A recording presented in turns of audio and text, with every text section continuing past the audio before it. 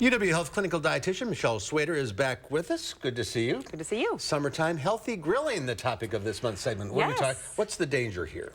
Well, the concern originally was a little while ago we found out that grilling proteins can cause some carcinogens, and so people, of course, got all upset. But I wanted to give some healthy tips about how to moderate that, but also give a reality check on what we do and do not know yet. And there are two types of carcinogens. Yeah, there's one that comes from the fat dripping down into the fire and causing a flare-up, and that gets one of the compounds on the food. And the other one comes from the protein actually searing and charring on the grill with the contact to the grill. So those are the things to avoid. So what's the advice? So for preventing the fat dripping down, trim excess fat, choose a lean protein. If you want to... That's the good part. Well, some of the fat's going to be inside the protein. Okay. Any excess fat that could fall in is really what we're watching for this. And definitely don't smash down the burger, which just pushes that fat right down into the grease. You can also get griddle mats and cast iron pans and wrapping it in foil to really create a physical barrier just for the fat part of it.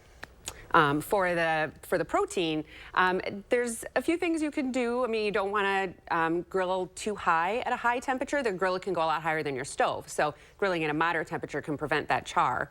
Also, rotating your food often, and then watching for any excess basting that gets charred onto that food as well. Things like chicken, you should use a meat thermometer, make sure it's cooked enough. Yep, you want to make sure you're doing the food safety, so cooking it long enough to be up to temperature. But the other thing I always talk about with grilling is the vegetable side of things. We don't want to forget that your vegetables have antioxidants, and antioxidants are cancer fighters. So if you're grilling, definitely have a salad. The other good thing about grilling is you can fill up your grill with vegetables.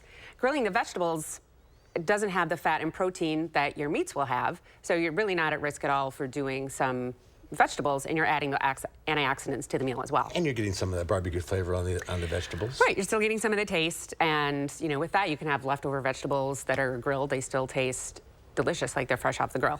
So what's the bottom line here? Well, we don't have any recommendations. Nobody has said don't grill.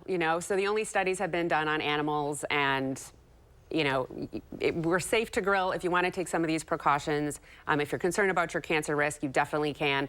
But there's been no recommendation to reduce grilling at all at this point, so I don't want people to get too worried about it. And no difference between propane and charcoal? Not for the health or nutrition. Some people just prefer the flavor of one or the other. Propane is much more convenient than charcoal, so you're getting in a personal preference a lot when you're looking at that decision. Moderation. Yeah. Always. Always moderation.